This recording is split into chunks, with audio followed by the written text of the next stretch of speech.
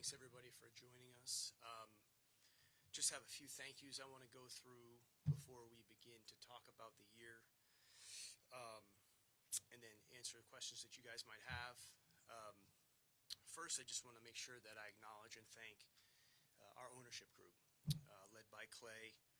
We have a tremendous group of people that own this team, and they're a great example for all of us on how to operate as a team. There's a tremendous selflessness to these individuals. There's no egos, and they've really been a key to the success that we've been able to have over the last 17 years. And a big part of it is just their ability to operate together, and we don't take that for granted. Also want to thank our fans. Clearly, they've been fantastic for us over the last 2 months. People that have been waiting for us when we've gotten back late at night at the airport, people that are standing and applauding the efforts of our players continuously. Obviously, the support at the parade was, just, you can't really put that into words. And we're super grateful for just how committed they've been, not just this season, but all the seasons prior. I also want to acknowledge just our staff, the amount of people that work behind the scenes in order for us to put a basketball team on the floor every single day. That could be the chefs that are preparing the food. That could be people that are washing the uniforms, sweeping the floors, people in data and analytics that are running a million algorithms that may or may not ever be used, people with the blue that are treating the players that we don't even have draft rights to or are under contract, just like they're Shai or Dub or Chet. I mean, that's a huge part of our organization, and I want to make sure that I acknowledge all the work that goes in behind the scenes. And specifically this year, I really want to recognize our medical and performance teams. This year was extremely challenging from that point of view. I think we only had our full roster 8.5% of the games that we played, and it's very rare that you have players playing more minutes together in the playoffs than they have the entire regular season. And Donnie Strack and Andrew Paul specifically have really just shown great skill in managing us through the year and getting ourselves to a point where we had great availability at the end of the year and into the postseason. So that was a remarkable effort by those guys and their teams. We always kind of talk about our seasons here in chapters, kind of in a larger catalog. I think I've said on many occasions that basketball is best enjoyed on a year-to-year basis, but I think it's best appreciated over the course of time when you can look back and see, how each season was bookended in one way or the other. And obviously, Chapter 17 is going to be remembered forever because of how unique it was, but also kind of how it kind of unfolded. And in my opinion, the 17th chapter is the culmination of all of the others that had come before it. The foundation for so many of the things that we were fortunate enough to experience this year were the result of a lot of people that aren't even here right now, that have been a part of the organization and have given their contributions. And then this particular team took those and made them their own.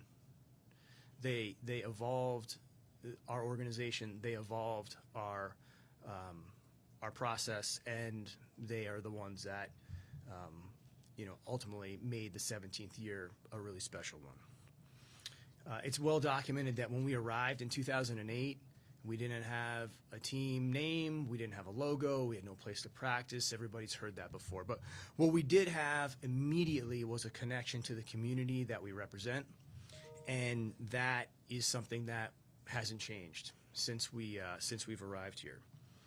But the city itself and the state itself are the reasons why we exist. They're the reasons why we're here. And the ultimate rebuilding job was done by the city leadership many, many years ago. That's Mayor Norick and Mayor Cornett.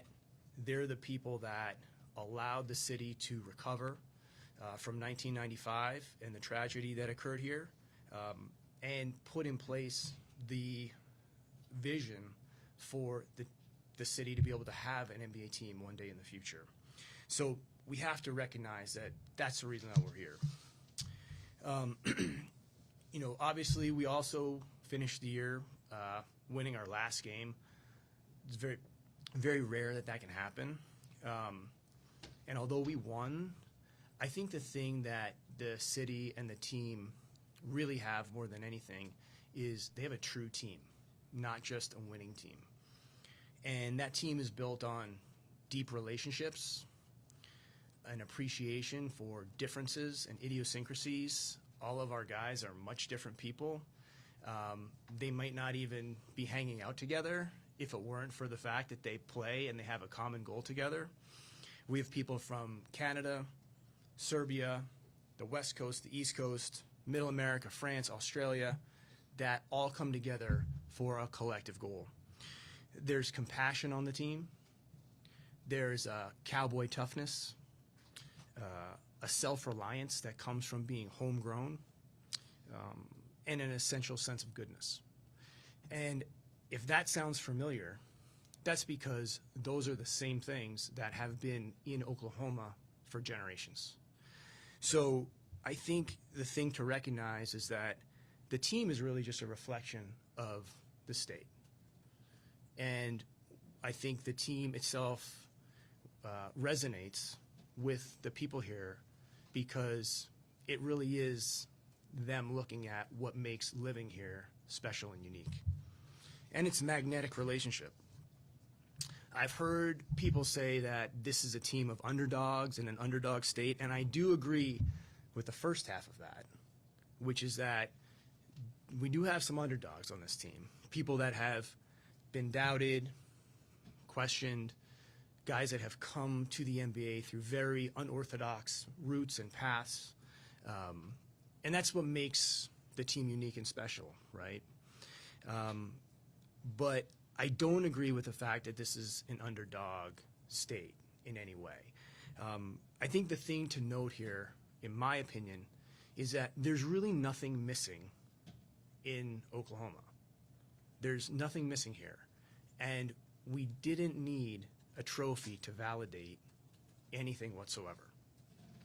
And I think if you look closely at all of the things that make this place unique and special, the things that, really matter, we're not short on any of those things. In fact, we're long on all of them. And I just want to make sure that although we won and we were the last team standing, we didn't really need that for other people to recognize all the great things that it means to be from here or to live here. I'm super proud of what we accomplished. I'm more proud of how we accomplished it. We grew from all the experiences we had throughout the year. Each time we'd accomplish something, the guys never really got distracted by the outcomes. They were consumed with the pursuit of progress. They were not consumed with outcomes or adulation. And I think that is a credit to their maturity and a credit to the leadership that Mark and his coaching staff demonstrated, not just this year, but over the course of time. Very much pace setting and not clock watching, not looking at timelines or external expectations, really just turning every page. I think teams can be attached or they can be connected. And this team was absolutely connected. The way it's connected is through the trust that the guys have developed. And in some case over years, in some case relatively quickly with some new additions. But you can't confuse outcomes with trust. If we didn't win the last game, it wouldn't change all the dynamics and the qualities that I've named off about the team. And I think sometimes that gets lost when you have success. It seems to shift to the reason why is these things. But a lot of times it's a lot of different things that are out of your control that allow that to happen. A big reason why I think we've had the trust on the team is because the people around our players, their parents, could be grandparents, could be uncles, aunts, cousins, mentors, coaches, teachers. Somewhere along the way, this group of guys was having tremendous inputs about the value of winning, being a part of winning, and not taking yourself too seriously or keeping score on the other people in your life that are supposed to be helping you. Instead, I think they reverse a lot of that, and they think about, how am I helping the other person? And that comes from a great collection of people. So when we were able to win the final game, it wasn't just our players and staff, but it was really their families, because their families have really helped guide them and put them in a mindset that helped all of us achieve the goal that we were able to. So now we got to keep going. Obviously, we have to keep going. We have to keep pressing on. And the odds are clearly stacked against us being here again next year, because I think it's been well documented at this point. The last 10 teams that have won the championship, I think only one of them have repeated. And 60% of them have failed to get past the second round. So that's more than half of those. The reasons for that and why that's so hard, I mean, none of us will really ever know. Sometimes it could be just randomness. Sometimes it could be hubris. Sometimes it could just be fatigue.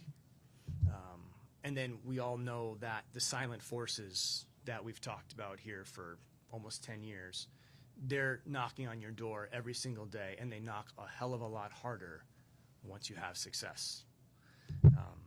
So we'll have to put our head down. We're not entitled to anything. If you hear us approaching things differently than we have in the past, I'd be a little bit surprised by that. But we're going to have to fight some human nature there. And I think we have the people and the characters in the program to allow for that. But we're going to have to stack days in order to stack seasons. All that starts with some consistent organizational fundamentals, a focus on seeing our players as people, pursuing progress by stacking days, creating environments for learning, cohesion, and development, and humility. Realizing that we have been very, very fortunate, and that the role of chance and luck throughout the year at different times favored us. And in past seasons, sometimes those things didn't favor us. And so I think it's really important for us to take a step back and realize that we have to have a tremendous amount of humility for what was just accomplished, and not allow anybody or anyone to feel that their contributions are, not being recognized, or anything that would take us off track from the mindset and the maturity that we've displayed to this point. But all of that really, that's for the future. We right now, what we need to do is be very present and be very grateful. Grateful for our players, grateful for their families, grateful for wonderful ownership, a committed staff, and a community that inspires us like a propulsive force. And all of those things need to be kind of absorbed in the moment. We have to have gratitude and also respect for the fact that it didn't have to unfold this way for us. Inside these walls of the building, we never talked about external expectations. We only talked about possibilities, what was possible. It was possible that we could end up being the last team standing. It's also possible that we could lose Chet Holmgren for 75% of the season. And that's why when everybody is asking about expectations before the year starts, I say, well, the expected is everything stays the same. And then you can make these very educated guesses. But nobody was factoring into expectations that we'd only have the full roster for 8.5% of the games. But it's very possible that those things could happen. It's how you recover from them. It's how you view them and you frame them. And it's how you press on when those things take place. The last thing I would say is, and I heard this the other day, is experiencing things properly allows you to remember them vividly. And this last season should live in our hearts and minds and animate our outlook on much more than basketball in Oklahoma. The players from this team, they will be immortalized, not because they delivered a trophy to Oklahoma, but because they did so in a fashion that everyone in this state can easily relate to and understand, and that's their greatest legacy. I have a few housekeeping notes I'm going to go through. Then we'll get to all your questions. My guess is we're not going to be here as long as we usually are because everyone's so tired, and that's fine. Couple things. One, Topic will play Summer League. I'm going to get asked that question. Sorber will not play Summer League. He's still in the kind of return to performance phase, and the draft process doesn't really allow for great progress in that because he's traveling all over the place. And then Jalen Williams, Dub, is going to have surgery on that wrist. I want to just acknowledge for a second how impressed I am with him. The injury took place before the playoffs began. So against Phoenix, we had a back-to-back. I cannot remember. It may have been Lakers-Phoenix. It occurred during that game. We knew he was going to need surgery at the end of the season, and he played the 2 months with this injury. It's just a ligament tear. It's not a injury that he'll have any problem recovering from. It's pretty common.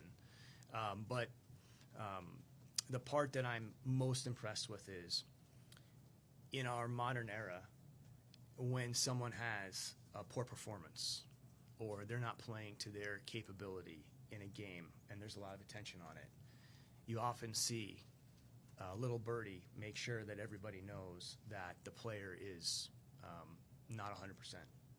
Never happened with this guy. Not one time. He powered through. He showed incredible mental endurance and security in himself. And I've said this many times, the best players are secure players. And I really thought it was pretty impressive that he just kept moving along with no excuses and obviously played his best basketball, down the stretch of the season. But he'll be undergoing surgery, and he should be available for the start of the regular season. So with that, we'll take any questions. Have you had time to reflect on the role that you and Clay have had in the growth of the city since you guys have been here? I haven't had time to reflect on that. I don't think if I had time to think about it, I would think about that. Sure. It's really for other people to determine those types of things. I just think we've kind of from day one just focused on a set of principles that we felt could be consistently applied that are pulled from this particular community and tried to not deviate from those. And then whatever effect that has or however people interpret that, that's really up to them. But I do mean what I said earlier, which is that the city leadership here really are the people that laid the foundation for the team to be here. The fact that we had a championship season, doesn't really, it shouldn't be the reason we're acknowledging that, the contributions of the people that started MAPS or, all the other countless city initiatives. It's great that this happened for us to reflect on that, but even if we weren't the last team standing, it doesn't change the fact that these folks long ago could see Oklahoma City for what it could be and not just for what it was at the present time. And that, to me, is what vision is. You talked about pride in the way this was done, and you mentioned guys being homegrown several times. Most of these teams that win championships, they get splashy, big-name trades. They get big-name coaches, things like that.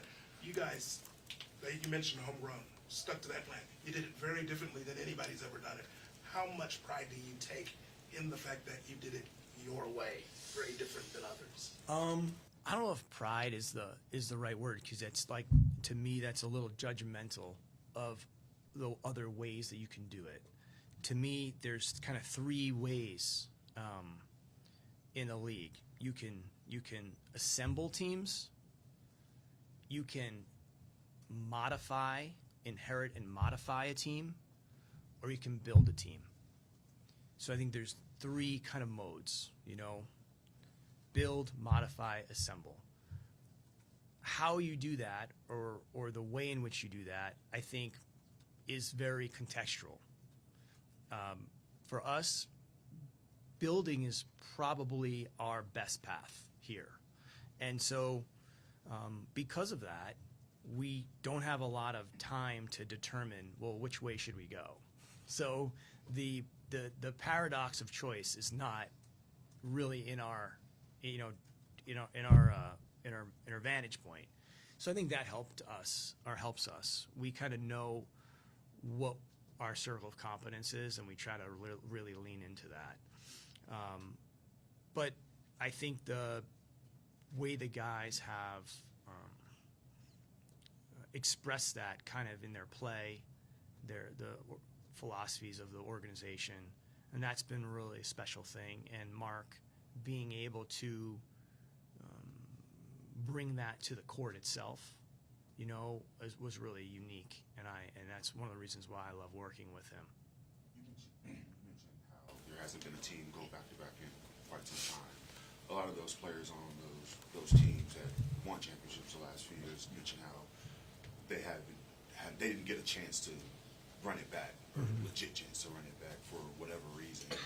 How much of a factor is that for you going forward to give these guys a chance to run it back? I mean, to me, we've talked for years about sustainability, and the reason why we're in the position that we were this year was because of sustainability. We put ourselves in position, year in and year out. If we boiled everything down and burned the boats for one season, and that season was last year, we wouldn't be in this position. And I feel like we're going to be in a position for the team to continue to grow and get better, for a period of years because of the age of the team. I also think the team will be different next year, even if we return the exact roster that we have today, because the players will improve, teams will play us differently, and there's just a natural, organic nature to a team's development. And so we're not looking to try to replicate what we did last year. We're not trying to hold on too tightly to one way to win. And I think you saw that coming into this year, because the year previous, I think we won 58 games with Chet at the 5. And prior to that, people thought we were crazy to have him to play him at the 5. We won 58 games. But then when we came back this year, we added Hart. And so we're not married to one way of doing anything. We're looking to try to figure out what's the best way for a given team. And I'd like to think that you're going to see us continually strive for that, and it should look different. Hey, Sam, after the win, Game 7, you're up on the stage, you do an interview with TV, and there was emotion in that moment from you. We could see it, wiping your eyes and stuff. I know there's been a lot happen between then and now, but can you take us back to those moments after and just what those emotions were for you? Yeah, I mean, for me, I think there's two things happening. well, one, I was just so happy for the players because they really try to do everything right. They prioritize winning, not just this year, but early on. And they are extremely ambitious, but they never had an agenda that pulled away from the collective team. And they went through a fair amount of adversity during the season. In reality, a lot of that adversity forged us into the team that we were, you know, playing different lineups and being without certain players and then getting those players back, and the selflessness and humility that the players coming back had to have in order to fit into a team that was really cooking without them. Chet is one example of that, but we had many others. So you just want to feel like that is getting rewarded. Now, the Pacers, they could feel the exact same thing. I mean, they're an unbelievable team, an unbelievable organization. And it's not like we were deserved or anything was reserved for us, because our guys demonstrated a maturity well beyond their years. But I really wanted them to be rewarded for that, and to see that we were fortunate enough for that to happen to us. That was emotional. And then I think the other part of it is like, and I think just about everybody, you know, on the stage there, you have an inner life that you're experiencing, you know, during the playoffs, and when you get to these moments like a Game 7 or. And for me, the biggest thing is just like I'm so grateful for so many people in my life along the way. I would never have been in that situation without so many people from when I was a very, very young age. And so a lot of that was me thinking, like, what if this teacher didn't put their arm on me? Or what if this coach didn't correct me? Or what if this friend didn't, you know, serve as a mentor or a rock, or you know, I didn't end up in San Antonio, or I didn't, you know, I mean, you know, for me, I have a pretty good understanding of like where I fit in all this. Like, I was a Division III player. I really shouldn't be here. So, I mean, every day I'm kind of like, how did this happen? You know. So I think that's a big part of me, is like this inner life experience that I think everyone's going through that. But I asked everyone in the organization before we got on the parade route. I gathered everybody, and I just said, you know, look, have the time of your life today. This is so rare, you know. But after it's over, like, call somebody that had an influence on you, that nudged you, pushed you, held you accountable. You know, we all landed in this place at this time. No one knows exactly why, but it wouldn't be that way if it weren't for somebody or a lot of people in your life that made that possible. And, you know, I just think that that level of gratitude and reflection is important. And that's what I mean when we're talking about saying things that are experienced like very, very fondly and presently become very vivid for you. And I think not just being euphoric, but at some level, looking back and being grateful is really important. I was going to ask you who you might have heard from since the championship, but what you just said makes me think, who have you reached out to say thank you? Oh, I mean, well, the weird thing about it is, like, I'm pretty good on that. Teachers, a lot of teachers, from when I was little, high school teammates. I had high school teammates come down, you know, my college teammates were in Indiana.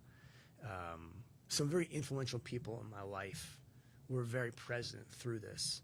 And it's the odd thing is that you kind of have like a rotation with these people that you're constantly in communication with, you know, and you're talking to them, you know, in a bit of a cycle.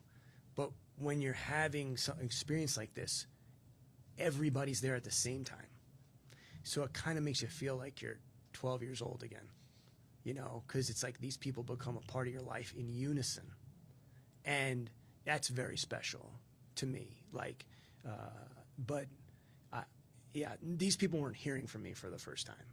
You know what I mean? And I'm just grateful because to be able to share that with some of those people is a pretty cool thing, because they knew me. They know I shouldn't be here either. So they think we're getting over on everybody. So, and we probably are. How much does this title affect your future, do you think? An accomplishment this great, does it make you think about doing something else, whether it's inside the Thunder or outside basketball or wherever? I don't. It's just like not where my mind goes. And I really, for me, the fact that we accomplished something that, as a group of people, to me, that it's an incredible accomplishment. But I've never looked at that as a signal of any kind. Like, and I know it's easy to say that now, but those of you that have been around me for 17 years, I think you probably know I'm always focused on the quality of the work. I have a lot of respect for the role of luck and chance and how that plays such a huge factor in all of our lives, professionally and personally. And we were fortunate in a lot of ways this year. So I wouldn't look at it like this is some threshold personally. And I'm not trying to diminish what it means for the city and for the team and for the organization and everybody involved. But for me personally, it's just the being in it with everybody and consistently trying to make good decisions. But I'm not looking at it on a personal level. You know what I mean? I like what I do, and I'm inspired by what I do. If I was only motivated by just being able to say that this one thing happened, like, I think I'd be empty right now.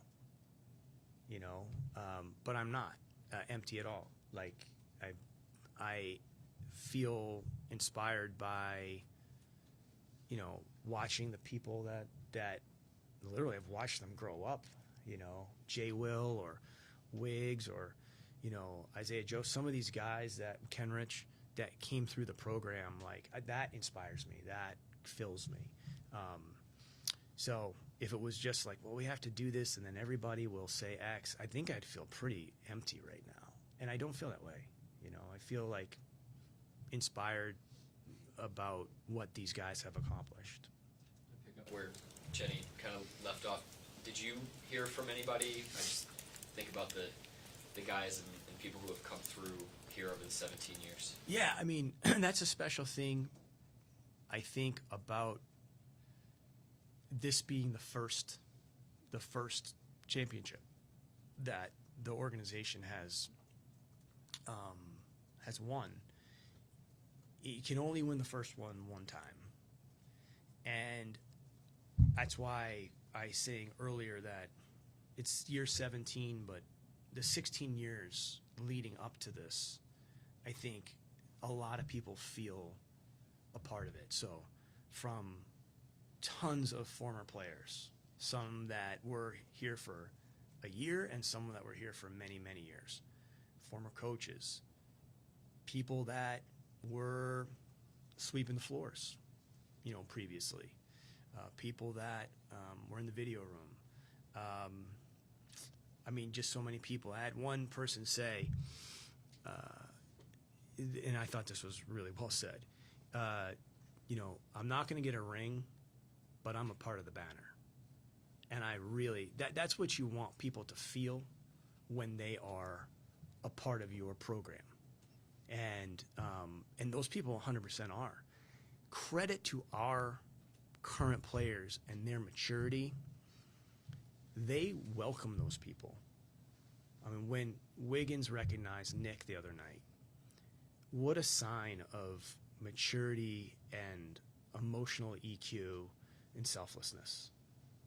I really moved me.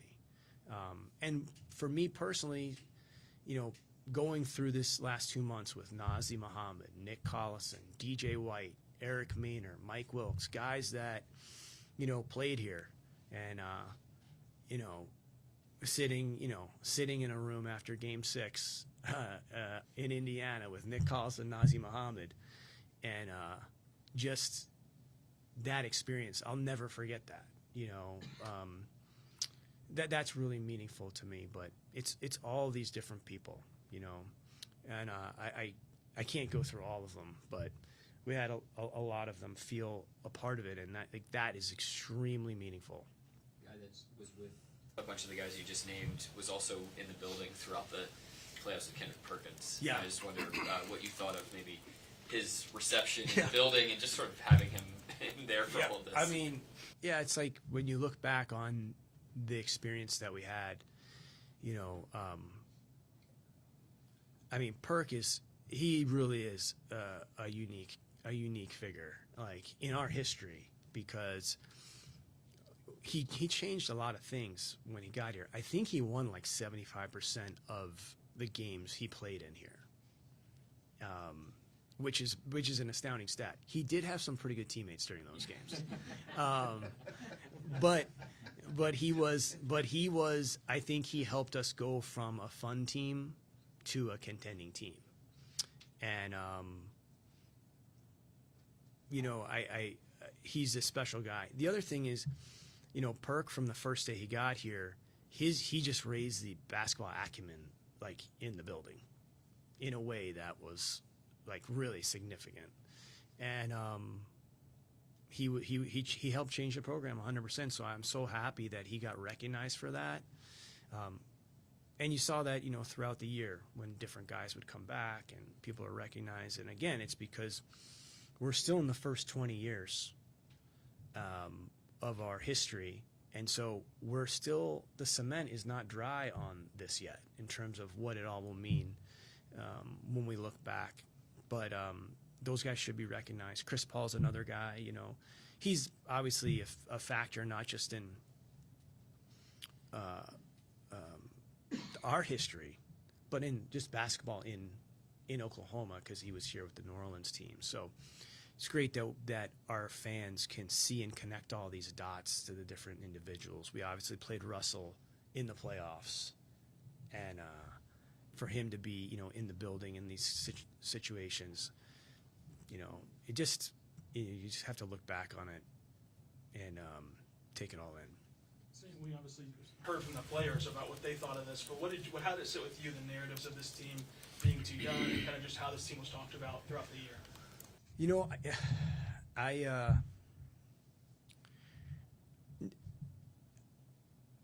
the way I would look at that, or did look at it, is I could understand why people were saying that, right? I think normally in a current world, anytime people doubt you or question you or whatever, you see this like retort of like disrespect. You know what I mean? And that never kind of came from our organization or from our players, most importantly. We didn't get a Christmas game, and we just said, okay, well, we'll have to earn that. And it wasn't like, oh, they're treating us bad, or we just said we have to earn that. Maybe we'll get that in the future. Good, you know, we'll have to earn that. With respect to just like the age thing and all that, like very rarely will somebody say, you know, although this has never happened in modern NBA history or modern pro sports history, a team this young winning it, very rarely is someone to go, but that team's going to do it, because it's never happened before. So I could totally understand why people would be questioning the team, because most people aren't calling their shot like Babe Ruth up there until they see it. That's what reporting does.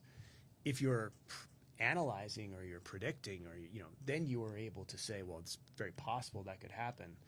But most people need to see things before they believe them. And like I said before, seeing things for what they can be and not for what they are, to me, that's what vision is. And I'm not saying that we thought we were going to, or we were going to be the last team standing, but we certainly weren't going to give ourselves demerit because of our age. It was possible, but if it was going to happen, it was going to have to be a one-of-one situation. So I could understand why people would have a hard time with that, but that's the whole point earlier this year at the press conference, the first in the fall, which was, if you want to be the exception, you have to be willing to be exceptional. And that point was basically aimed at the fact that we have to be the exception to the rule. It's never really happened before in the modern NBA. And the quest to be, exceptional is met with having to do a lot of things that are unorthodox. And I felt like the team did that in a lot of ways and were rewarded for it. Can you talk about Shai's season? I mean, one of the best seasons in NBA history, especially recently. Yeah, I mean, he's continued this this stepwise ascent. He's gotten better every single year.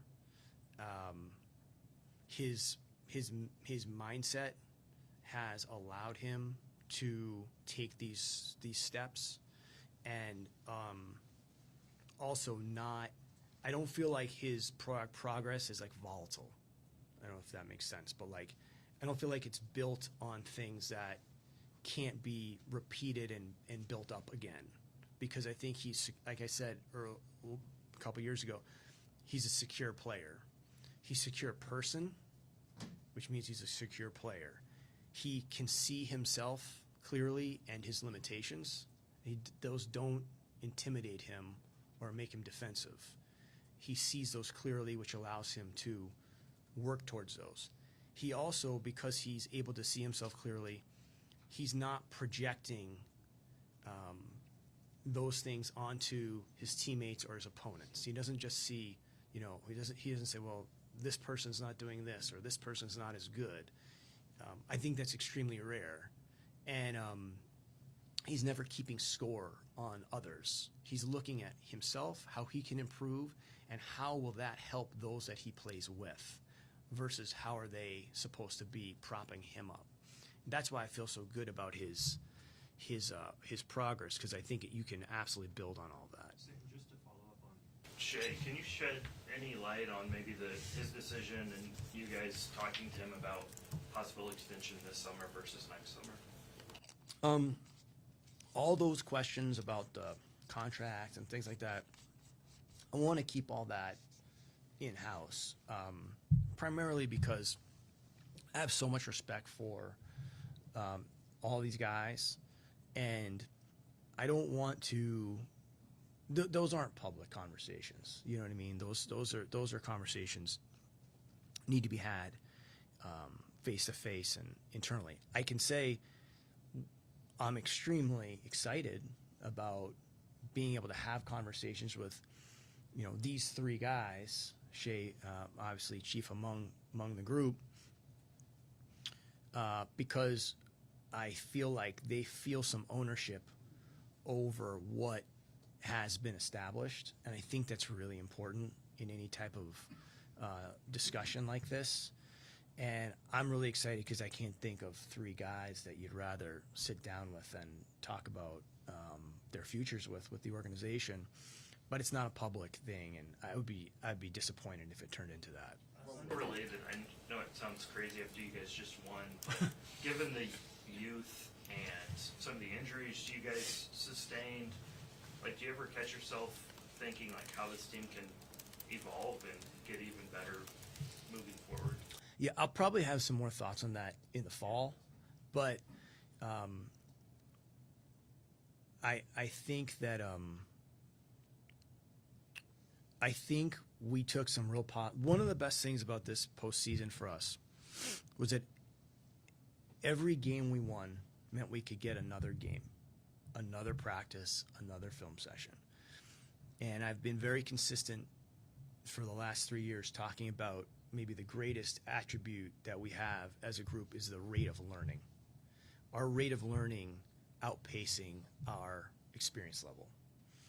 And that really played out in this particular postseason because we were able to play, be confronted with some limitations, failures, go back and make some corrections. Excuse me. We didn't lose 2 games in a row in the postseason. And so each game we played, we could get better. I think the team will be fundamentally different next season just because of the experience we gained, the improvement that many of these players will undergo, physical, mental, emotional. And then the other thing is us not trying to grip too tightly to the formula we used last year. You know, I don't know where we would be if we were trying to replicate the year before or we're trying to grip too tightly to something that worked previously. I think having a beginner's mindset, staying extremely curious, trying a lot of different things, and being very open to what the team and the signals that the team is sending you is really important to how we can scale from here. And I thought that one of the best things we did in the postseason was, you know, when we got the ball really moving, it took the tension out of the game for everybody.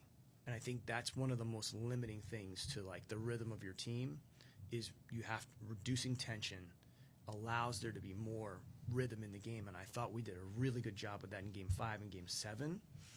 And I think there's an energy to the team when that's happening. And when we capture that, there's like a real cohesion where all the individual strengths are kind of working together and no one's muted, nobody's stunted. And I think it really connects the team. And for us to be able to access that at some of the biggest moments really says a lot about the players. So there's so much more for the team to capture and find. I'm excited to see that, but it may not look the same. You know. Sticking on next year's team, I mean, you were a part of the sustained run in San Antonio that won multiple championships but never repeated. Well, what kind of can you learn from that experience to help you for next season? Yeah, I mean, I was thinking about those years, obviously, kind of Jenny's question. You reflect back and, like, to be there, I was there for three championships there, obviously in a much different capacity, but I think a good understanding of, one, the importance of sustainability in terms of just humility.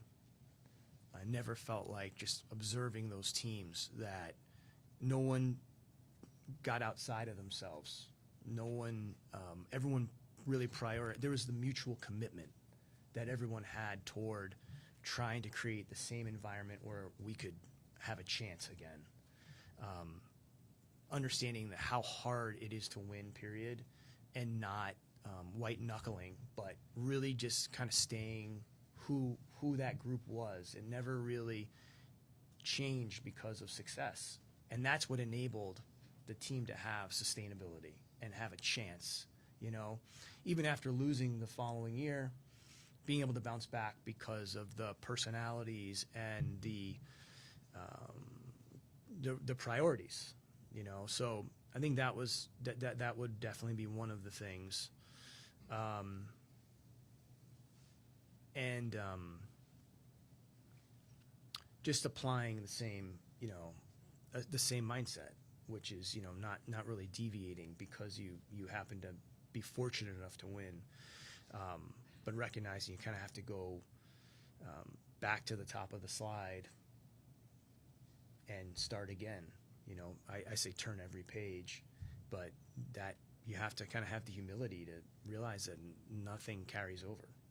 Could you reflect on Mark's role in all of this? You know, oftentimes the guy that builds the team, the G League coach, and the guy that gets you over the top are two very different people. Mm-hmm. You've kept him all the way through. Can you reflect on maybe how rare that is and the growth that he went through to get to this point?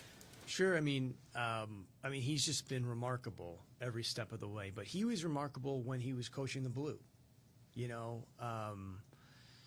he He's extremely steady. I think he has created an environment for the guys to have confidence. Obviously, we played a lot of guys throughout the year. And because of that, I think we had different players be able to perform in the postseason. Wasn't the first time that they've stepped foot on the floor together. He really understands, like, the lifeblood of the franchise is the development process, and he's able to really lean into that and foster that. That's how you have a guy like A.J. Mitchell play such a pivotal role until he was injured. On down the line, where you could easily get distracted by chasing outcomes, and that really hasn't been the case. But that's why he's the coach, But he's done a great job, and I'm really happy for him. I'm really happy for him and all of the people that he works with on the coaching staff, and I don't want to say I'm like surprised at how good he is, but he's steadily grown, and he's just like every other person, like learning from experiences. And I think we talk all the time about like growing from experiences, and that's a organizational fundamental, but sometimes you can be limited by your experiences too. So you just haven't encountered something. So sometimes it's not that you can't do it, it's just you haven't had exposure or been confronted with something. And I think that was a big story of our team. And you could say for Mark or any of us in that respect is you can grow from experiences, but you can also be limited by the experiences you haven't had yet. And each time our team was exposed to something new, it wasn't seen as a problem or anything. I think the way we tried to reframe it was, this is just the next thing up in our process to become a great team. Losing the first game against Denver, down 0-1. Okay, we could look at that as a disappointment, which obviously it was, but also was now, here's the next thing in front of us as a team that we have to overcome to become a great team. It's not an inconvenience. Basically now it's a necessity. Then we get confronted with a million other things, in the postseason. Getting blown out, right? A couple different times. And then, having some momentum, and then coming out and not playing well in a game 6. Responding to that. These are all things we just had never been confronted with yet. And the fact that I think the team saw those as like, hey, this is just the next thing in front of us that we have to accomplish to achieve the goals of being a great team. And I don't think anyone was inconvenienced or saw that as a catastrophic event. But it's like, well, I guess this is part of the thing we have to get better at. And they met the moment. Going back to Shai, a few years ago, you called Katie, Russ, and Harden basketball warrior, god, and genius. Yep. How would you describe Shai? What I call the other three? Basketball god, basketball warrior, and basketball genius. Artist. Basketball artist. Yep, that's what I would say with Shai. No. That's my first reaction to that. Is there a particular reason why you describe him that way? I just think he's got left and right brain working. And I think you think about people that are extremely successful in what they do, they can't operate all on one side or the other. So people have to have, to me, the great people in life, business, sports, any industry, have to be able to have access both sides of a creative side and then also a very objective side. But what makes, to me, the greats of the great are the people that have the emotional intelligence to decide when to call on each one of those. So you can have access to both, but the key is knowing when to pull which club at what time. You just can't, you just can't use the hammer. If all you have is a hammer, everything looks like a nail, right? And so in this case, like, you got to know when to use the hammer, and then you got to know when to use the sander, if that's an example. And I think he's got that. Last summer, you went out and got, traded for Alex, and obviously went out and acquired Isaiah. We as outsiders can see some of what they brought, but I'm curious now, a year later, what are you most excited about what those two brought to the team, changed the team, that sort of thing? I talked a lot about, like, good luck and fortune playing such a big role in this, and that, you know, there's so much of, I mean, that's really, you can watch every game in the playoffs and come up with examples historically too in the league, like shots that went in that changed the course of history and is part of sports. I think we got super lucky with the fact that both of those players were accessible to us. That's not the luck. The luck is their personalities were so well suited for our particular team at this particular time. And we got both of them. I don't know that that will ever happen, where we could find two elite role players that love being role players and are really tailor-made for our program and organization. So start the good fortune there, you know. And both of them have been, you know, they've exceeded expectations. I will say, I got to say this, I haven't seen a player become more ingrained in the community this quickly than Isaiah. I mean, it needs to be spoken and said out loud. Incredible commitment from day one. He's done more individual community work than I think I've ever seen a player do, and he's just been awesome in that way. So we got to acknowledge that. But those guys have been excellent. They've been very selfless, and they've been additive to what we've done, and they didn't feel pressure to demonstrate their value. They've allowed themselves to just be absorbed by the team, and they've pushed us forward in a lot of different ways. Done with Jay Will, and you've had success getting deals done with guys like Kenrich and Isaiah Joe and Aaron Wiggins through the years. What have those been like, and like how, you know, getting those deals done with those guys? Well, one of the things that you for me personally, I can't speak for everybody in these jobs, but like when you have these situations where there's you're working on these contracts, I think we've always tried to make it feel collaborative, and each one of the guys you describe, like they really take pride in being here. I think they feel some ownership over things that have taken place, as they should. So it feels like we're working on something together. And there have been times, and there are times, where it feels a little more like divisive. And those are the hard deals to make, and no one really feels great about those. But when you see somebody that to me, the number one thing in those deals is trying to understand like what's important to the other person. And then being able to express what's important to the team. And how do you collaborate and find a way that everybody can walk away feeling good about the process? Because there's going to be other negotiations and deals be made in the future, and you want to feel like each one of those is leading to greater, stronger relationships. And I've learned a lot, over the years going through that. I still remember, the gratification of getting Thabo Cephalosha's deal completed. I think it was definitely his first one.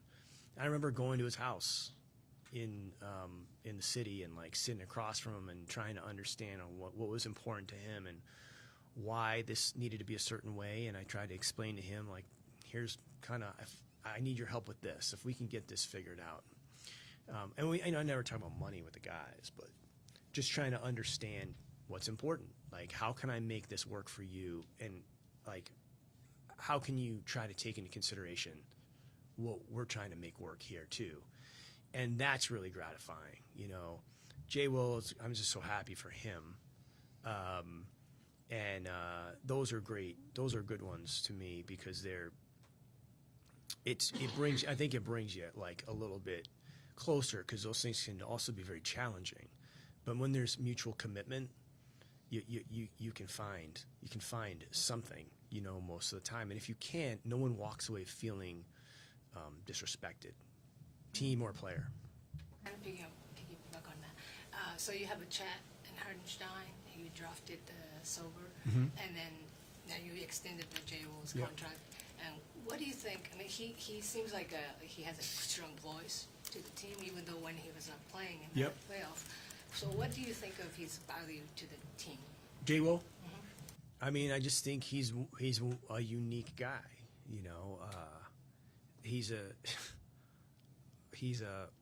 source of energy. You know,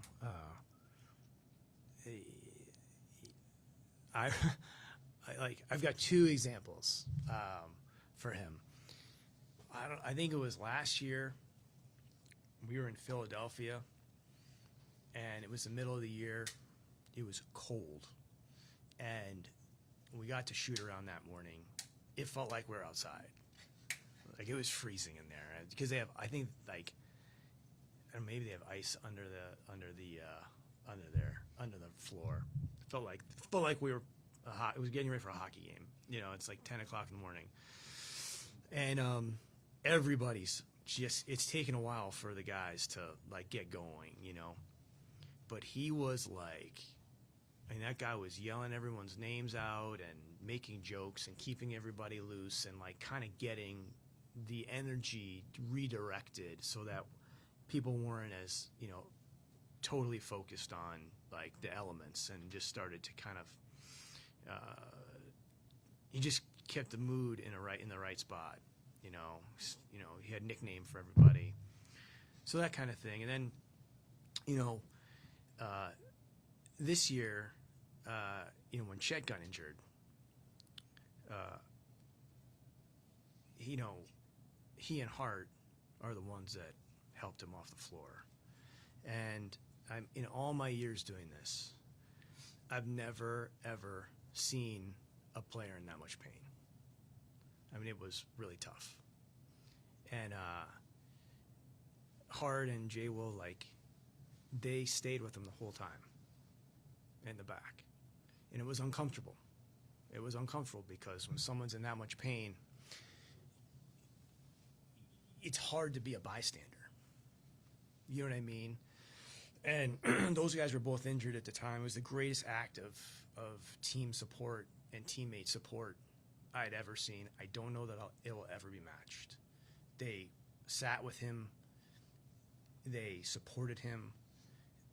And Chet, I don't even know if he could realize they were there, you know, because of what he was going through.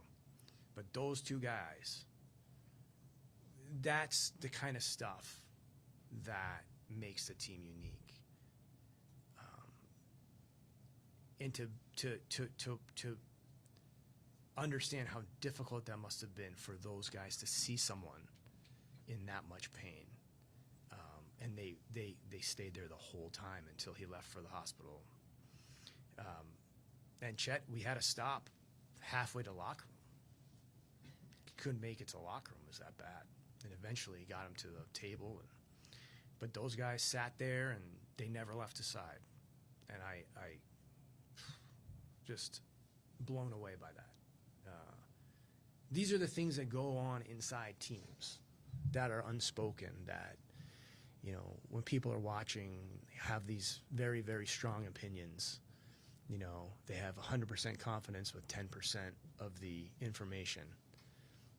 You know, 90% of the stuff is these types of things. And there's stuff like that happening all the time. And it can show up in different situations. And, you know, I have to think that those small acts of support and selflessness were somewhere inside of the last 2 months. You talked a lot about sort of the intertwined, sort of the community and the team. What was it like for you to see the guys get off the bus and interact with the community like that? Well, I mean, the first thought is like, where's the security? We're off script. I hope the security guys are in good shape. It's hot, and they're going to be running a lot. But, you know, look, that's what those days are for. I think it shows a great awareness by our players to see it's a shared event. I also think there's something symbolic, truthfully, about them coming down to the same level as the people and not staying in this raised, you know, position. That's the part that I like the most about it.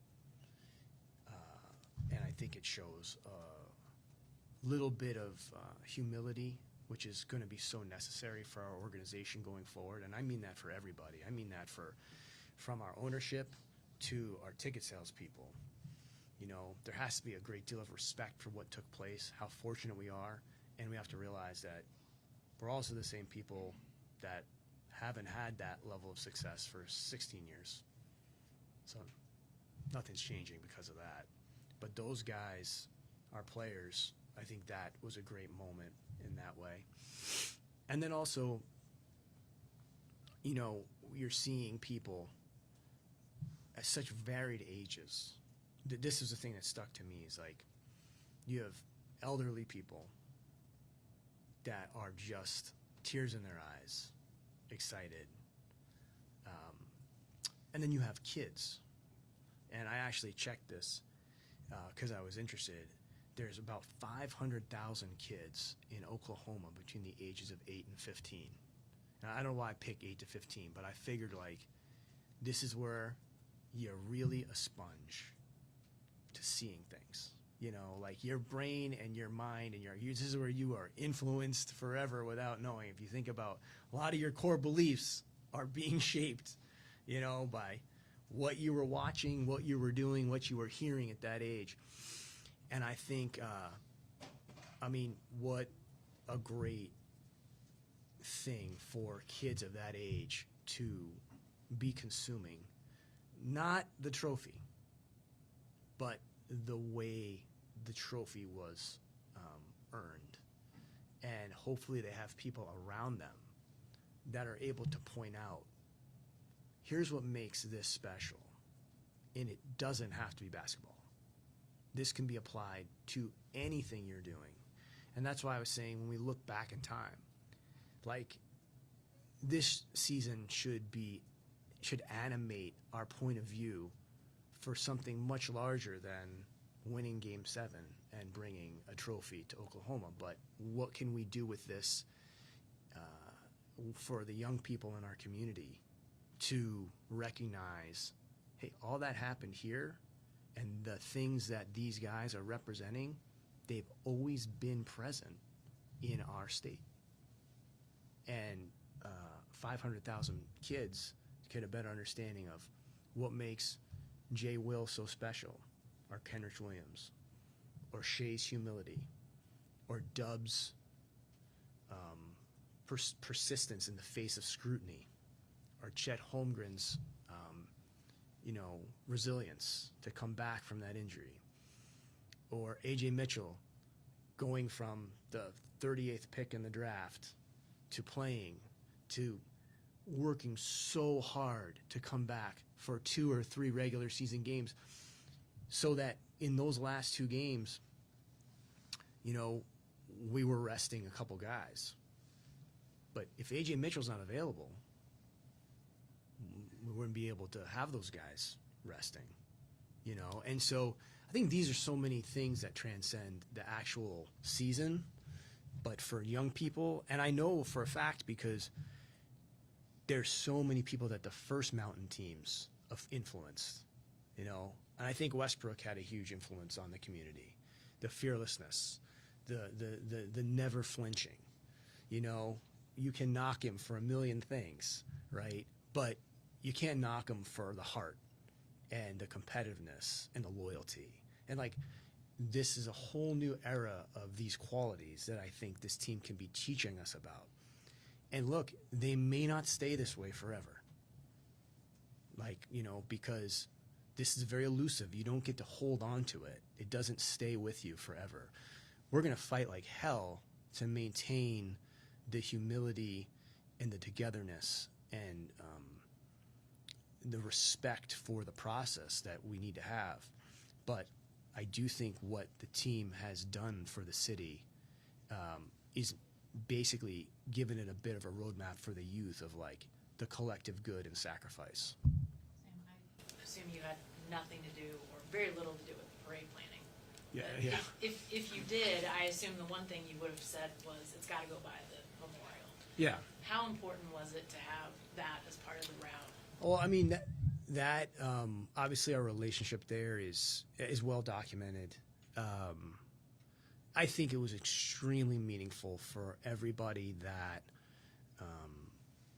was affected directly, you know, by that period of time. I also think our players have a deep understanding of the history of the state, the reason why the moments like the other day they resonate to a deeper core of the community. It's hard to speak about it, Jenny, just because like I'm so careful about, I never want to overstep and act like I know, but I just think that the decisions that were made in the face of that tragedy are absolutely the reason that day happened. You know, and Mayor Norick, like I said, Mayor Cornett, like they demonstrated the ultimate vision. And to that one photo of Shai with his arms out, I mean that one's going to be around forever, you know. And I think there'll be a lot of meaning. That'll mean something different to every person, you know. So, Looking back at scouting and drafting J-Dub, is there anything that sticks out to you?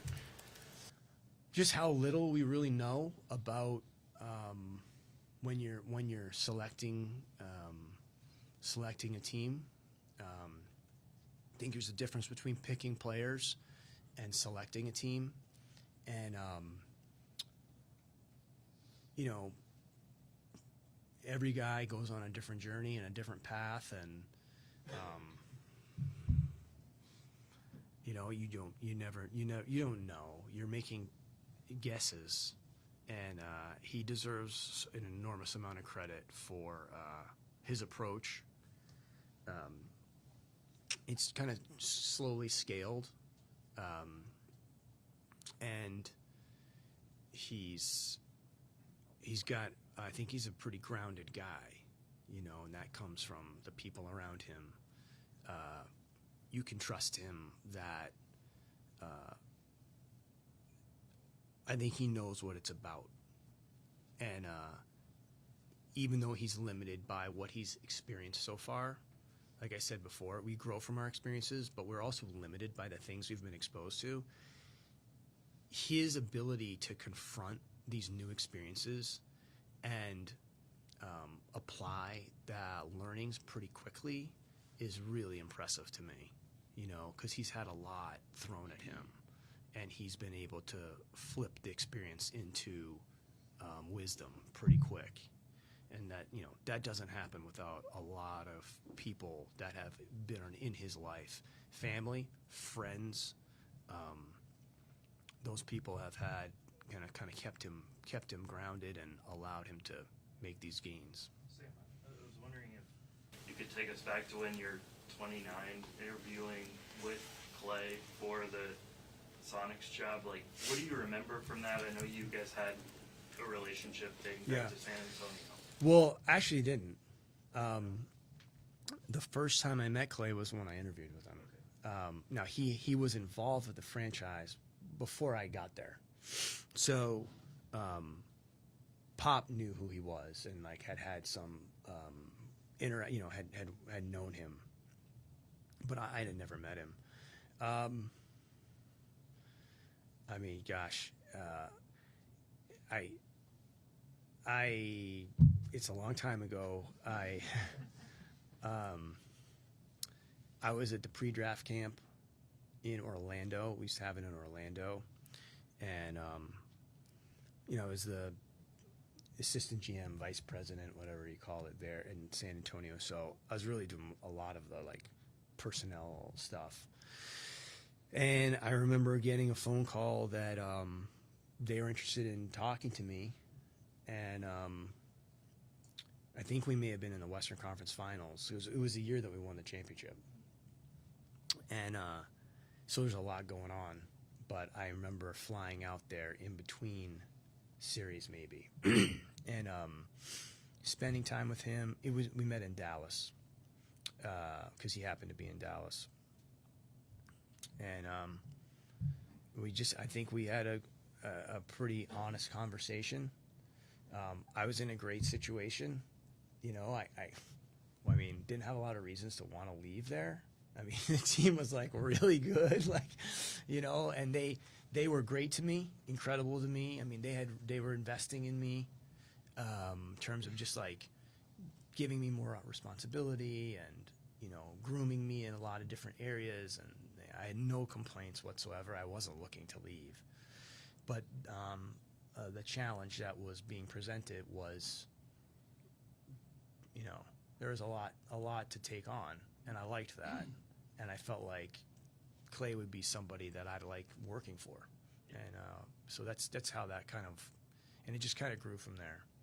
It's super rare, obviously, for you guys to still be together almost 20 years later.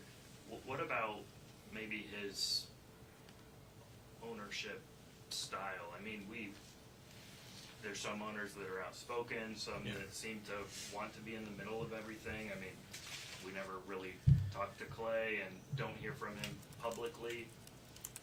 What does that do for you, flexibility-wise, to sort of? Well, I don't think it has to do with like his style. Like, you can have people that talk a lot or are like omnipresent. I don't think that necessarily means you can't be successful. I think Clay's true to himself. He has so much respect for our players. I think that's the big one. He has so much respect for the challenges and the sacrifice an NBA player has to make. Physically, emotionally.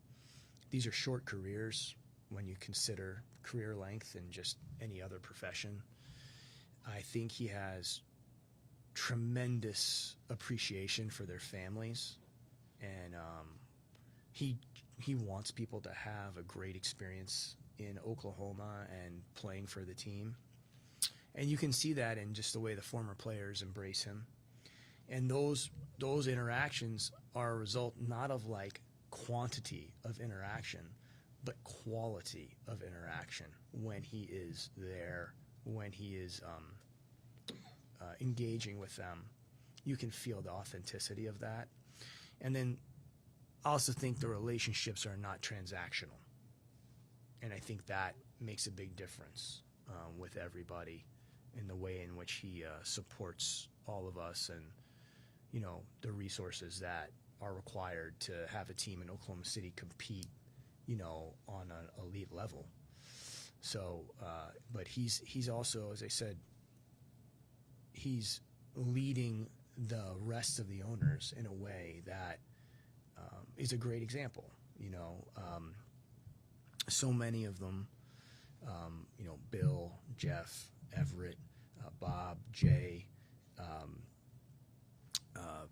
Mr. Kaiser, like these guys, their ability to kind of park their own experiences or interests and allow Clay to manage that is an unbelievable competitive advantage for us. And we're like very, very grateful for that. Sam, you mentioned Topic,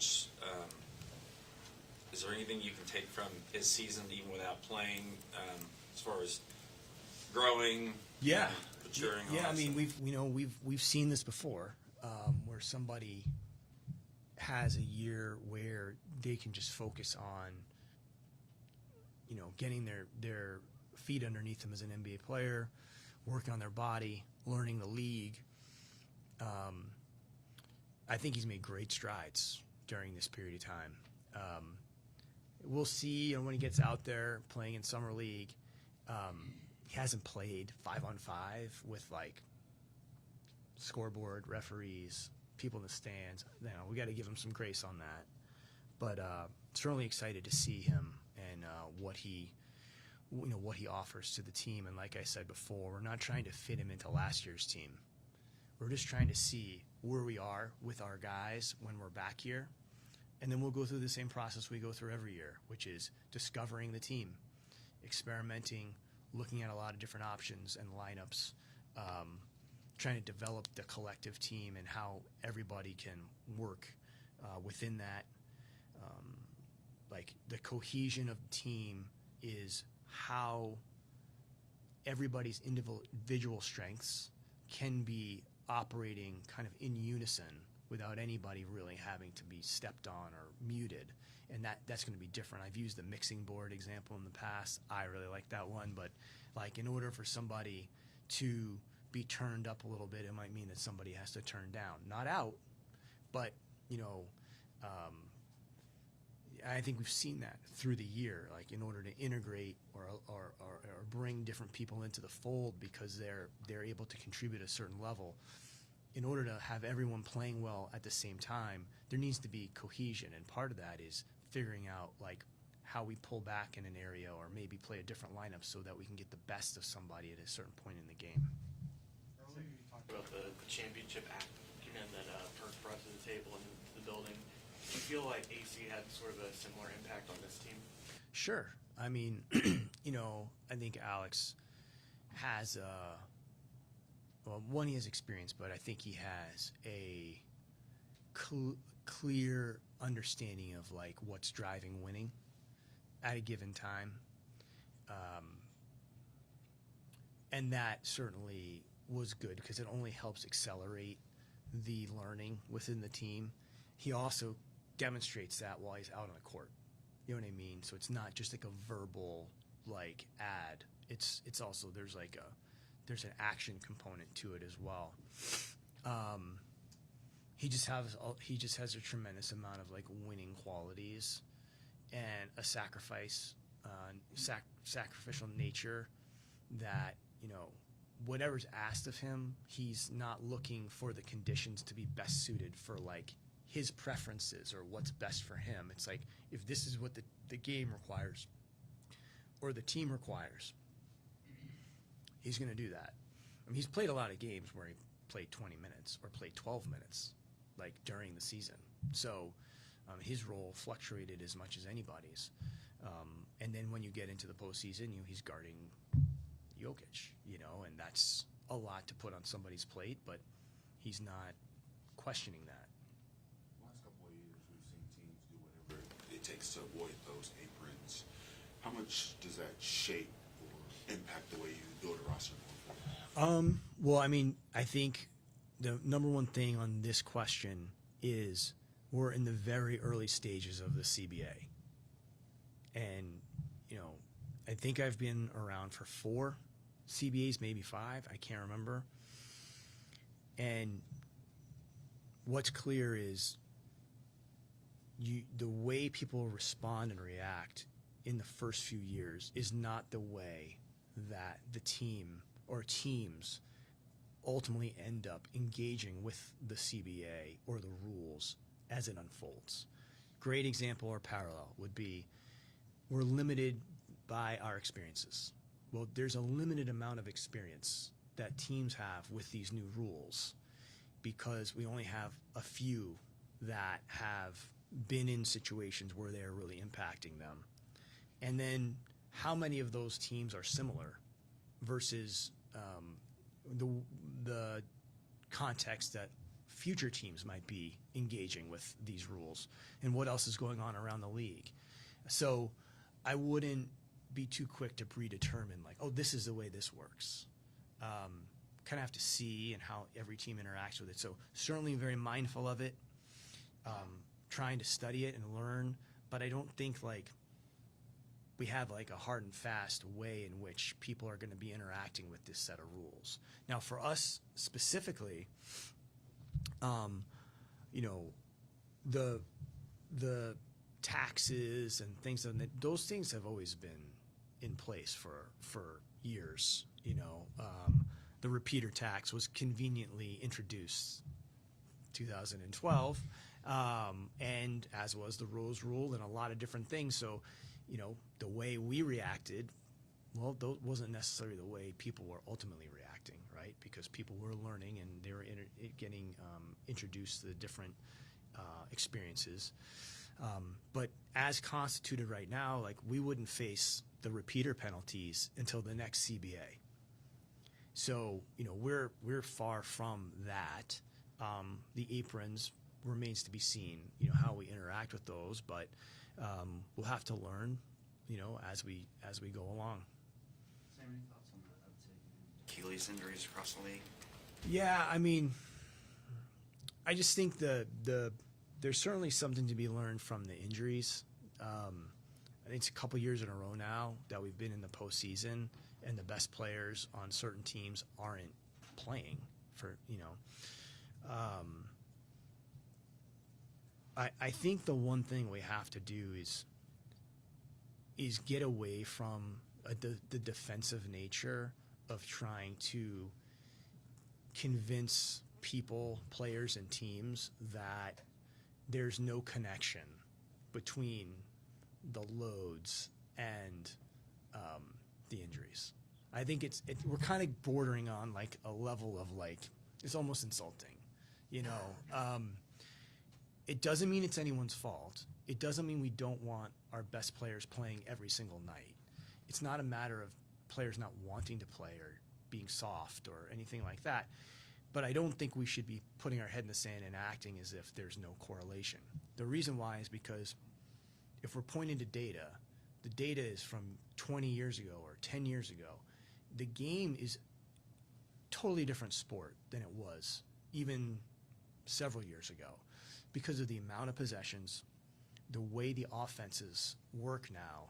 It's not people standing around the three-point line, you know, waiting for double teams and then the ball to get kicked out. There's so much movement on every possession. We're playing almost like 2 games compared to 10 years ago and how involved the bodies are. Then you take into consideration the fact that everyone's trying to play as much as possible because of the 65-game rule. Then you take into consideration that the back half of the schedule is more condensed than it has been in the last 10 years because the in-season tournament cannot have back-to-back games on those days. So you've got much less flexibility in the schedule, a game that's like really redlining compared to past seasons in terms of the overall movement and torque on your body, the uptick in physicality, right, that we have because that's where we want the game to go, and it's a good thing. That's a good thing. But then you go right into the postseason, and those games are even more physical. So it's not a guys don't want to play thing.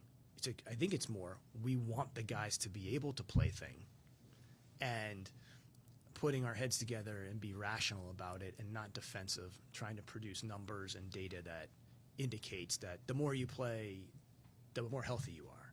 It's probably somewhere in between, and I think we have to have respect for the players on that to try to understand what's going on with it.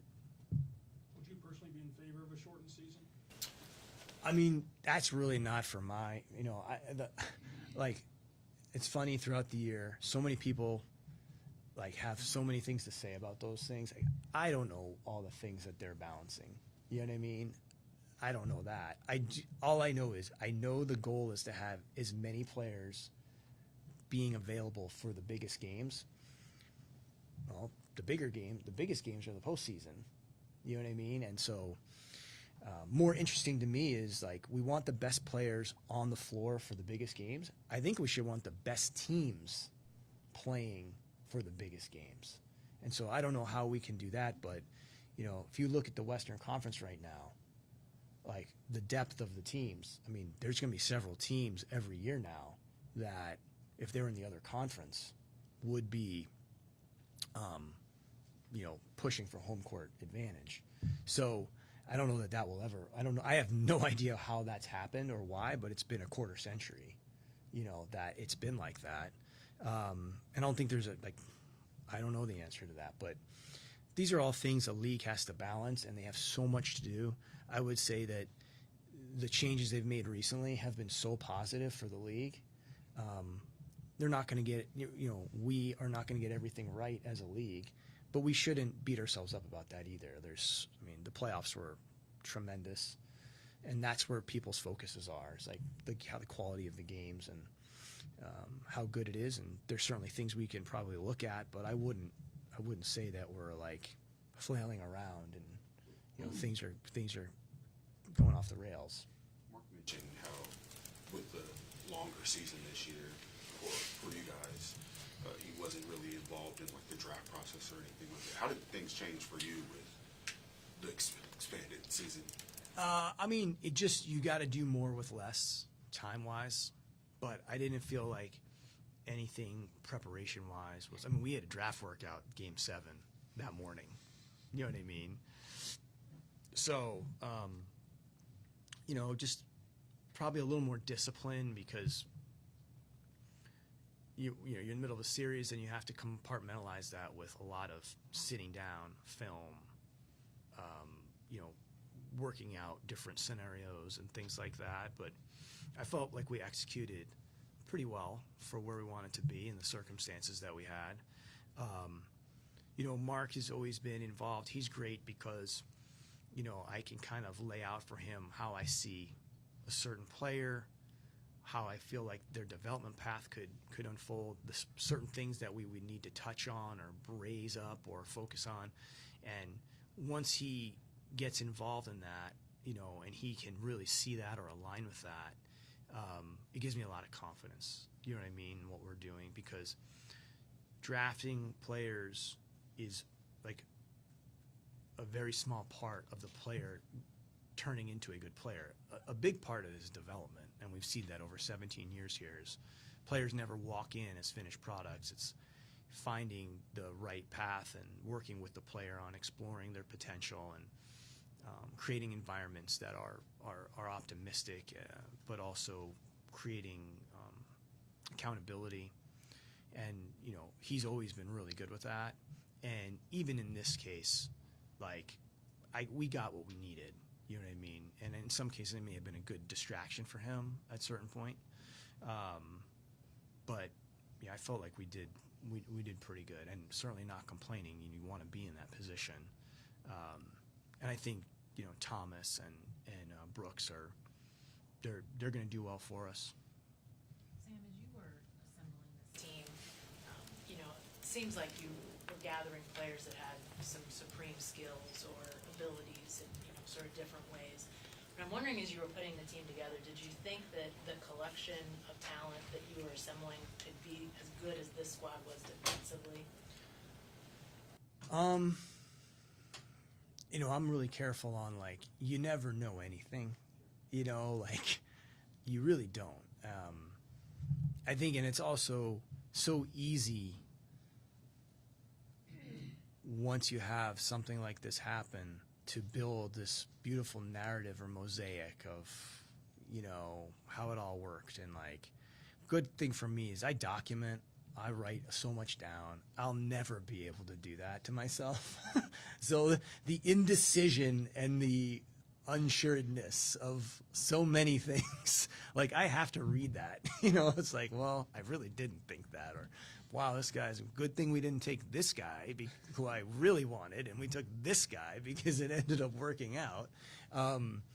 So you have to face it down with a lot of humility. But the one thing I will say, and I said this in the fall, is the compounding nature of the defenders.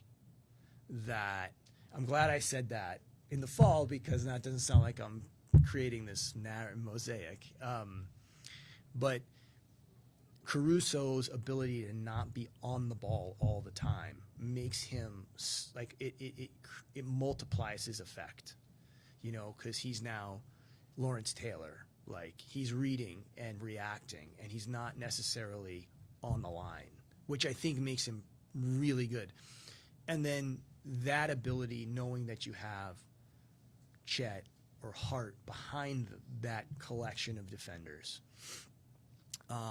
So it's all how that scales up and less about them as individuals. That was interesting. Didn't know how that was going to manifest itself. And truthfully, we didn't have many games where we could see that because we didn't have everybody together. I think I said Hart and Chet played more minutes in the playoffs together than in the entire regular season. And I don't know what the numbers are for Kaysen and Caruso, but there's just a lot of unfamiliar territory for us. So, as we come back, we'll have the experience from the postseason, but also we need to bank some more time together, which I think will help. And those are the nuances of the teams that really make it special. And when I really started noticing that is I used to watch we had Manu Ginobili in San Antonio, who called me the other day. He's a good example of that. He's one of my most favorite people, and I learned so much from watching him and Steve Kerr and Avery Johnson and Danny Ferry and Steve Smith and Bruce Bowen. I mean, all these unbelievable, obviously Tim and Parker. Watching those guys, for me, when I was 24 years old, was pretty helpful. But we had Ginobili, and he'd always play with the Argentinian national team in the summer times, no matter how long we played. And when he played with those teams, there was just such a synergy and a telepathic nature to how they played, specifically with another great player named Fabrizio Berto. And they played, it was like a symphony. And you used to wonder, how did they get that? Well, they've been doing that together since they were 12. And then we eventually brought Alberto to the Spurs. And it was the same thing because they could read each other. And you could see almost like it was symphonic. I think the Warriors had some of that. When you're watching them, you can't help but feel good when you see that kind of basketball, and I hope that we could inch toward that, where there's a little bit of a telepathic nature and a symphonic nature to how the game's being played. But you need reps, you need time, and as I said many years ago, it's all about serving the game and not making plays. And when you're serving the game, just playing it so naturally, the 1/10 of a second that you could be thinking could I get a bucket here? If that ball is moving, it makes it much harder for the defense to react, and you can maintain advantages that way. And when we were at our best this year, I thought, like I said, we were taking the tension out of the game. It was just very fluid, and we had a great rhythm, and guys could step into shots and make shots. I thought that's when Wiggins really started to take off this year. Shai's understanding of the energy of the ball and when it's really got that. One of the things I think for us to access more consistently is within the game when we don't have that, being able to course correct and find that, it's like a capability of the team and not just the natural ability. It's one notch above your natural talent level is finding this symphonic nature. And then when you do that, it also connects the other end of the floor. Sometimes for us, the defense drives that on the offensive side because the defense has been so good. But that to me is the part I'm really interested in watching over time.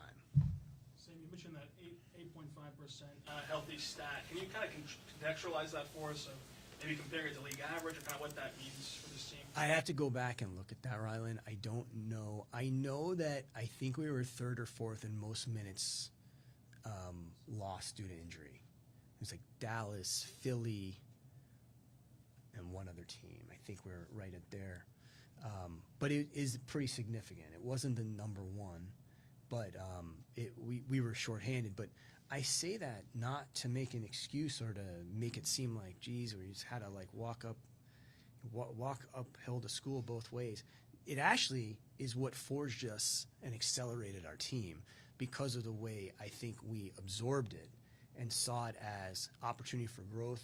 And hey, like, there's going to be seasons like this. There's going to be weeks like this or months like this. This is the next thing up for us to overcome if we want to be a great team. And even if we fall short, that doesn't mean we won't get that done. It means it's just like we weren't ready to do it yet. And so in a lot of ways, those things, as unfortunate as they were not seen as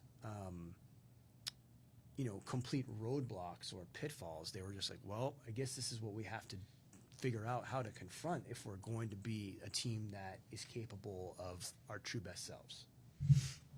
Sam, I think it was in Detroit where Oos was injured towards the end of the year. Yep. He was getting some playing time. What are your expectations for him in the offseason, since you guys try to develop players at a great rate in the offseason? Yeah, I mean, that's a great example. He had some great moments for us this year in real rotation minutes. Minutes he could not have provided the year before. And I like his path because when we drafted him, he was maybe the youngest or one of the youngest players in that draft class. So we knew this was going to take some time. And he also was coming from overseas, which is another factor you have to bake into the pathway, just with language and just some different assimilations. I mean, I feel pretty good about where he is. I wish he had more time when we had those injuries, because when he did get those chances, he had a huge game against Dallas. We wouldn't have won that game against Dallas. I think he had one against San Antonio that was really good. Maybe Denver. Like, he was contributing to winning, and that's all you can ask for from these guys. So I think he's on the right track. Now, he's biggest change to me is just his body, his physical. He's really, really changed his body, and that's through a lot of hard work, and that's, I think, given him like a different level of confidence, which has helped him play in these games. You talked a lot about the first and second mountain. I think a lot of people would relate winning a championship as getting to the mountaintop. Would you say you're still on the second mountain, or what does it sort of look like for you guys going forward? Yeah, I mean, we associated these two things because I think, we had a period of time where we sustained a certain level of success. I don't want to bore you with like the stats, but like we had a lot of success. We didn't win the championship, and like we're not ashamed of that. I mean, we had a lot of other great things that we did. We couldn't get that done with that particular run. But we were up there competing. I think we averaged, 50-something wins a year for 12 years or something like that. I really don't know. But like, and then it was time to pivot that team. And so the mountains are less transactional, looking for like symbols of achievement. We're not into symbols of achievement. If you can't tell, we love the fact that we're being rewarded, but it's how we got them, what we've learned through that experience, than necessarily just like the pure outcome itself. Because I think, like I said, it could be very hollow and very hard to gear up again if you see that as like an endpoint versus a benchmark along the way to something bigger. And that's what the mountain thing is like, we want to stay as competitive as we can and watch the growth of the team and this particular core of guys for as long as we can. And there's going to be ups and there's going to be downs. There's going to be triumphs and there's going to be failures. But the mountain is more a ability to sustain performance.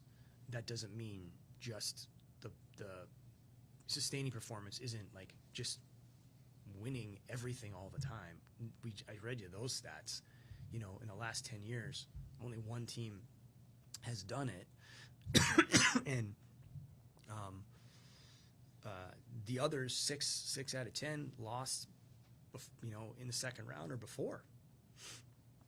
That's going to be pretty hard, but that's what being kind of in the fight and still climbing that mountain is about. You got any sense of what this team's mindset is moving forward? I know you talked about obviously experiencing this moment, but it seems like there's sometimes a mindset shift needed after this. I think it's a little early for that. I think it's really important that our players, our coaches, they really stay present and experience this fully, but also properly by being very grateful and recognizing how fortunate we are and that it didn't have to unfold the way it did. We have to have great humility for what it is that took place and realize that we controlled a lot of the things that we could, but there are a lot of things out of our control during the year that stacked up for us in different ways. And some of them could have been perceived as negatives at the time that ended up being positives. But at the appropriate time, I think we'll be able to reset that. But I wouldn't want to rob anybody of the emotion and of being present and being reflective on everything that went into this. But I'll have to shift that, and when we do, I think we'll do a good job with it. But we'll have to have our priorities in order. Book recommendations? Sure. They're not. I wouldn't say they're recommendations, but things I've read a little bit of. I'm a dabbler. Gosh, I knew I was going to screw this up. I think it's called What Art Is. What art is, what art can be. I can't remember exactly. It's a small book. It's a really tiny book, but it's a great book about just the purpose of art and the value of art in a person's life. And I thought it's pretty good. Reading a book on a biography of Ben Franklin, and that's been awesome. I read an incredible book on Bobby Kennedy Jr., JFK's brother. That was really great. I love that. I want to read another one on him. And then I'm still reading one of Caro's books, one of the last Caro books that I haven't read. I'm going way out of order on these Caro books, which I don't know if it's really smart or not. But I'm through Passage of Power. I'm getting into Passage of Power. I got diverted into the Bobby Kennedy book because he's such a main figure in this other book, and I was like, I want to know more, and then I kind of paused. So I got to get back to Passage of Power. And then I just dabble in other things, but I think those would be the primary ones that I've been. Oh, I'm reading a book about the Jazz Messengers, Art Blakey. Art Blakey is a drummer. He ran the Jazz Messengers, which is a famous jazz group that so many great jazz musicians would come through, and then they go on to these other careers, and it's really about how they cultivated these musicians and found these musicians, and kind of the way the band was run. It's fascinating. He's obviously a massive figure in jazz, and playing in that band was like a bit of a rite of passage to a degree, and so I'm fascinated by that. That was a hard one to get. And then I mentioned the book, What You Give Away You Get to Keep Forever. That is now available. It's a story. It's a memoir of a guy named Tom Farrell. He's the person that a huge factor in my life because I played basketball with his son in Boston, and he was a freshman. His name's Tommy Farrell. He was at Game 7, just to give you an example of the kind of just the relational aspects of life and how it shows up in your moments like that.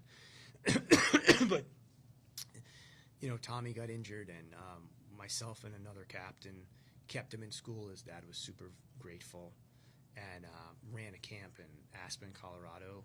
Excuse me, he was the superintendent of schools in Aspen, Colorado. There was a camp there in the summer. That's where R.C. Buford ran the camp. So as a result of us kind of being there for his son, he invited one of us out to work the camp.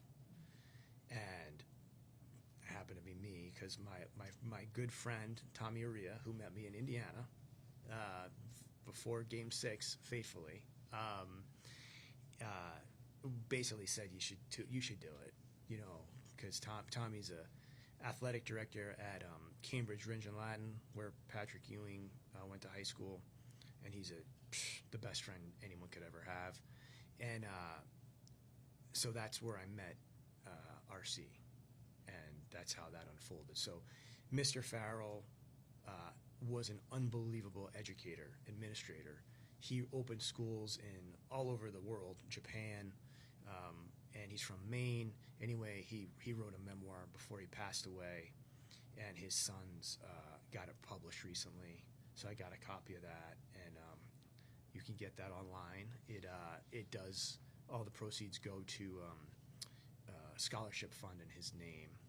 So, but I'm reading it because it's like he would always stay in touch with me, but when I went to his services, it was all students, former students that he had. And it's like just another great example of like the people that touch young people's lives, like how much of an influence you can have on people.